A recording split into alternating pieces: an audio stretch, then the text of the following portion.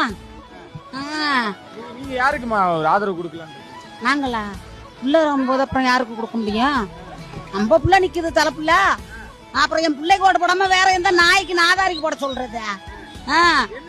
ஏன் இவ்வளவு நம்பிக்கை இருக்குமா? முதல் முறையா அவர் முதல் முறையா இறங்குறாருன்னா, முதல் முறையா இறங்கும் போது எதுக்கு நீங்க எல்லாம் ஆளுக்கால வந்து இந்த கூட்டம்லாம் ஓட்டா மாறுமான்னு ஏன் கேக்குறீங்க?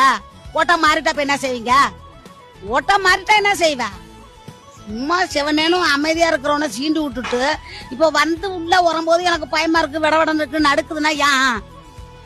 எப்போதுமே நீங்க தான் இருக்கணுமா? எப்போதும் குண்டு செட்ல தான் நாங்க குதிரை ஓட்டணுமா?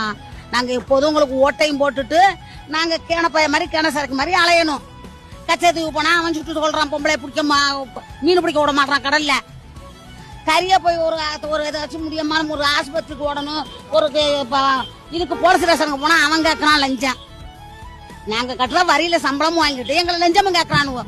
அந்த மாற்றம் வரும், வர முடியும், வந்தா மாற்றம் வரும்.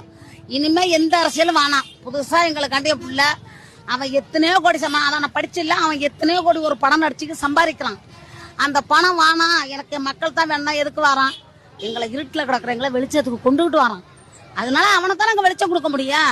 வாரவனே வந்து அன்னாடு நீனே வாங்கிட்டு போ, நீனே ஓட்டு போ, நீ 200 ரூபா கொடுத்து ஓட்டு வாங்கிட்டு போ, நீ போய் மூட்டையா சேர்த்து உன் குடும்ப அரசியலுக்கு ஒரு பக்கமா வச்சுக்கிட்டு போ. அப்ப நாங்க ஓட்டு போட்ட நாங்க எப்போதும் இப்படி உட்காந்துட்டே இருப்போமா? ஓட்டு போட்ட எங்களுக்கு உரிமை இல்லையா?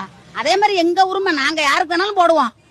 அதுக்கு போடக்கூடாது, இதுக்கு போடக்கூடாதுன்னு சொல்ல யாருக்கும் சட்டம் கிடையாது இந்த தமிழ்நாட்டுல.